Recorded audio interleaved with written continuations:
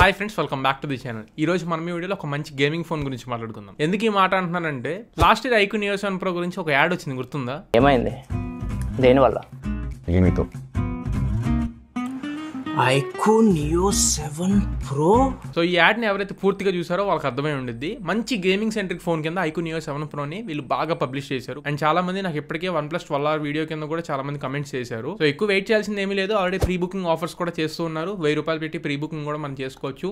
ఫిబ్రవరి 22వ తారీఖున IQ Neo 9 Pro అయితే launch అవుతుంది. అండ్ మనం ప్రీ బుక్ కూడా చేయడం జరిగింది. ఫోన్ ఖచ్చితంగా మన ఛానల్లో అన్బాక్సింగ్ మీరు చూస్తారు. కెమెరా రివ్యూస్ కానివ్వండి, ఫుల్ రివ్యూస్ కానివ్వండి, ఎవ్రీథింగ్ ఇన్ డీటెయిల్ గా నేను మాట్లాడతా. అండ్ OnePlus 12R అన్బాక్సింగ్ చూసారు, కెమెరా రివ్యూ చూసారు, ఫుల్ రివ్యూస్ కూడా మన ఛానల్లో చూసారు. సో OnePlus 12R ని కూడా ఆల్రెడీ నేను ఎక్స్పీరియన్స్ చేస్తున్నాను కాబట్టి ఐక్యూ నియో 9 Pro తో మీ క్వశ్చన్ కి ఆన్సర్ చేస్తూ రెండింటి కంపారిజన్ వీడియో కూడా మన ఛానల్లో డెఫినెట్ గా వచ్చింది. ఒకవేళ ఎవరైనా 35,000 నుంచి 40,000 రూపాయల ప్రైస్ పాయింట్ లో మొబైల్ ఫోన్ పర్చేస్ చేయాలి, ఈ రెండింటి మధ్యలో కన్ఫ్యూజ్డ్ గా ఉన్నారు అనుకుంటే ఖచ్చితంగా మన ఛానల్ విజిట్ చేస్తుండండి. ఆ వీడియో డెఫినెట్ గా పోస్ట్ చేస్తాను. అండ్ వీడియో స్టార్ట్ చేసే ముందు ఒక పాయింట్ నేను బలంగా చెప్పగలిగింది ఏంటంటే, last year iQOO Neo 7 Pro ఎంత అగ్రెసివ్ గా వీళ్ళు తీసుకొచ్చారో అంతే అగ్రెసివ్ ప్రైసింగ్ తో ఐక్యూ నియో 9 Pro కూడా లాంచ్ చేస్తారు. పోయినసారి మనం 32,000-33,000 రూపాయల ప్రైస్ పాయింట్ లో బేస్ వేరియంట్ మనం చూసాం. దాన్ని బీట్ చేస్తూ కొంచెం ప్రైస్ పెంచారు. ఈసారి అన్ని ఆఫర్స్ ని కలుపుకొని 35,000 రూపాయల ప్రైస్ పాయింట్ లో ఐక్యూ నియో 9 Pro అయితే వస్తుంది. నార్మల్ రెగ్యులర్ ప్రైస్ ఎంత బ్రో, కార్డ్ ఆఫర్స్ అన్ని పెట్టుకోను అనుకుంటే 39,000 రూపాయలు పెడతారని చెప్పి నేను అనుకుంటున్నాను. ఎందుకంటే 40,000 రూపాయల ప్రైస్ పాయింట్ లో OnePlus 12R ఉంది. దానికంటే వీళ్ళు ఖచ్చితంగా 1,000-2,000 రూపాయలు తక్కువ పెడతారు.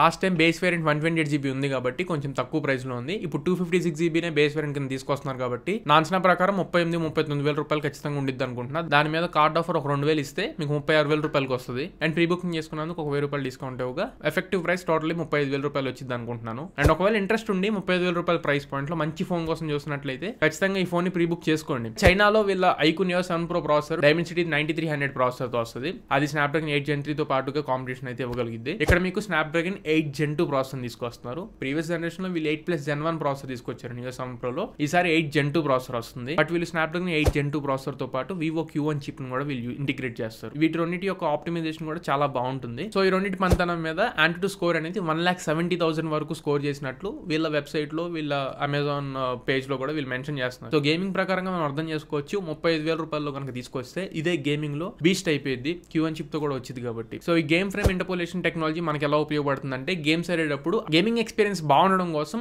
అడిషనల్ ఫ్రేమ్స్ అనేది యాడ్ చేస్తూ ఉంటుంది. ఈ అడిషనల్ ఫ్రేమ్స్ రావడం వల్ల మనకి స్మూత్ గా ఉన్నట్లు మనకి ఎక్స్పీరియన్స్ అయితే ఉంటుంది. అలానే డిస్ప్లే వైస్ కూడా MEMC టెక్నాలజీని కూడా అడాప్ట్ చేసుకుంటున్నారు. దీన్ని యూస్ చేసి మీరు గేమ్స్ ఆడేటప్పుడు కాదు, నార్మల్ ఏదైనా మంచి గ్రాఫిక్ మూవీస్ అంటే హాలీవుడ్ కైండ్ ఆఫ్ మూవీస్ ఒకవేళ మీరు ఎక్స్పీరియన్స్ చేస్తున్నా కానీ మోషన్ అనేది స్మూత్ గా ఉండడం కోసం MEMC టెక్నాలజీని యూస్ చేసి ఎక్స్ట్రా ఫ్రేమ్స్ ని కూడా డిస్ప్లే లో అయితే మనకి బిల్డ్ చేయడం జరుగుతుంది. ఓవరాల్ గా ప్రాసెసర్ వైస్ గేమర్స్ కోసం అయితే ఇది ఖచ్చితంగా సజెస్ట్ చేయదగ్గ ఫోన్. రెండోది, నాకు డిజైన్ పరంగా కూడా ఈసారి చాలా బాగా నచ్చింది. లాస్ట్ టైం మనకి ఆరెంజ్ కలర్ లో తీసుకొచ్చారు iQOO Neo 7 Pro, leather back తో వస్తుంది. ఇందులో కూడా మనకి లెదర్ ఫినిష్ తోనే తీసుకొస్తున్నారు. ఫైరీ రెడ్ అని చెప్పని మనకి వీళ్ళు పేరైతే ఇవ్వడం జరిగింది. ఈ కలర్ నాకు స్పెసిఫిక్ గా కొంచెం ఫంకీగా ఉన్నట్లు అనిపించింది.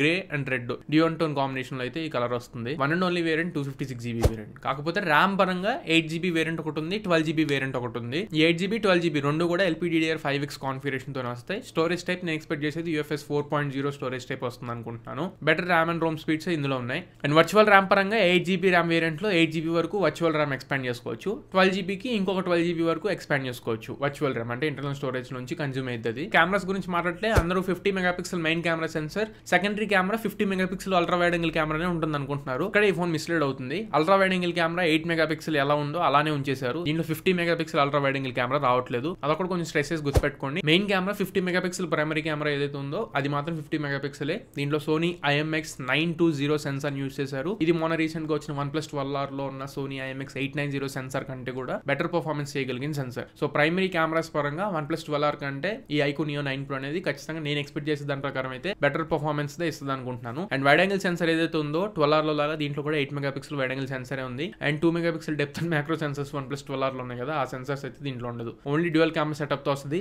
కానీ ఈ కెమెరాస్ ని తక్కువ పెంచినాయి మాకండి. ఇందులో ఉన్న సెన్సర్ చాలా మంచి సెన్సర్. అండ్ అలానే వీడియో రికార్డింగ్ క్యాపబిలిటీస్ పరంగా రేర్ సైడ్ కెమెరాని యూస్ చేసి 8K వరకు ఈసారి మనం ఐక్యూ నియో 9 Pro లో వీడియోస్ రికార్డ్ చేసుకోవచ్చు. గుర్తుపెట్టుకోండి, 8K వరకు వీడియోస్ అనేది రికార్డ్ చేసుకోవచ్చు. అండ్ యాజ్ యూజువల్ గా 4K వీడియో రికార్డింగ్ క్యాపబిలిటీస్ కూడా ఉంటుంది. కానీ ఒకటి నేను ఎక్స్పెక్ట్ చేస్తుంది ఏంటంటే, ఫ్రంట్ ఫేసింగ్ కెమెరా ఈ OnePlus 12R ఈ ప్రైస్ పాయింట్ లో వచ్చే ఫోన్స్ లో కూడా ఫ్రంట్ కెమెరాకి 4K రికార్డింగ్ తీసుకురావట్లేదు. వీళ్ళు కనుక స్టెప్ తీసుకొని 4K రికార్డింగ్ క్యాపబిలిటీని కనుక ఫ్రంట్ ఫేసింగ్ కెమెరాకి ఇంటిగ్రేట్ చేయగలిగితే మాత్రం మంచి హిట్ అయింది కెమెరాస్ వైజ్ చూసుకున్నా కానీ. అండ్ నెక్స్ట్ కెమెరాస్ పరంగా ఇంకొక ప్లస్ పాయింట్ ఏంటంటే పోర్ట్రేట్ షాట్స్ ని మనం 2x లో జూమ్ చేసుకొని పోర్ట్రేట్ షాట్స్ తీసుకోవచ్చు. ఒకటి చెప్తున్నా గుర్తుపెట్టుకోండి, పోర్ట్రేట్ షాట్స్ ఈ ఫోన్ లోనే కాదు ఏ ఫోన్ లో అయినా ఇంక్లూడింగ్ ఐఫోన్ లో అయినా కానీ 2x లో మనం పోర్ట్రేట్ షాట్స్ తీస్తే చాలా మంచి అవుట్పుట్ అనేది వస్తుంది. మొన్న రీసెంట్ టైమ్స్ లో వచ్చిన రియల్మీ 12 Pro Plus లో కూడా 2x సపోర్ట్ ఉంది. అలానే iQOO Neo 9 Pro ఫోన్ లో కూడా పోర్ట్రేట్ షాట్స్ తీసుకోవడానికి 2x సపోర్ట్ అయితే ఉంటుంది. వెయిట్ చేయండి, అంతా ఇన్ డీటెయిల్ గా ఈ ఫోన్ ని మనం తెప్పిస్తున్నాం కాబట్టి ఇన్ డీటెయిల్ గా ఎవ్రీథింగ్ చెక్ చేసి మీకు మళ్ళీ అప్డేట్ చేస్తాను. ఫ్రంట్ ఫేసింగ్ కెమెరా గురించి మాట్లాడుకుంటే 16 మెగాపిక్సెల్ ఫ్రంట్ ఫేసింగ్ కెమెరాతో వస్తుంది. అండ్ ఇప్పుడు డిస్ప్లే గురించి మాట్లాడుకుందాం. ఇందులో 6.78 ఇంచ్ డిస్ప్లేతో వస్తుంది. 144 Hz రీఫ్రెష్ రేట్ కి సపోర్ట్ చేస్తుంది. LTPO ప్యానల్ ఇది. డిస్ప్లే ఫింగర్ ప్రింట్ సెన్సార్ తో వస్తుంది.